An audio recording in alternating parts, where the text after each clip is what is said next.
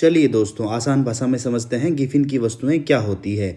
किसी भी product X की प्राइस बढ़ जाने पर उस प्रोडक्ट X की क्वांटिटी भी बढ़ जाए, मांगी गई मात्रा भी बढ़ जाए, या यूं कह लीजिए किसी भी प्रोडक्ट X की प्राइस बढ़ने पर उस प्रोडक्ट की मांगी गई मात्रा भी कम हो जाए, तो ये दोनों चीज़ें किसके अंदर शामिल होगी? गिफिन वस्तु के अंदर, गिफिन गुड्स के अंदर शामिल होगी।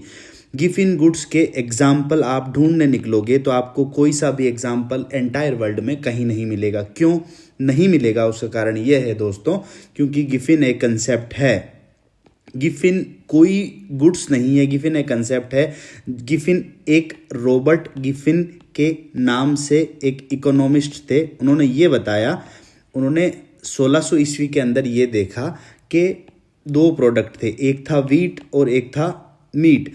वीट की प्राइस कंटिन्यू बढ़ रही थी, लेकिन फिर भी लोग मीट की तुलना में जो वीट थी वो उसकी डिमांड अभी भी क्या थी दोस्तों? उसकी डिमांड थी ज़्यादा।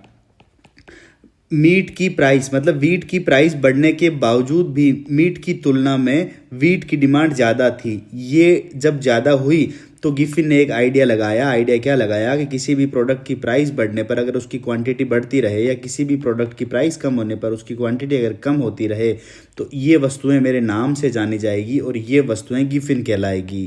तो इससे साबित क्या होता है कि गिफिन कोई भी गुड्स मार्केट में आज तक ना थी, ना कभी है, ना होगी। गिफिन कोई गुड्स नहीं है, गिफिन क्या है? एक कंसेप्ट है। थैंक यू दोस्तों।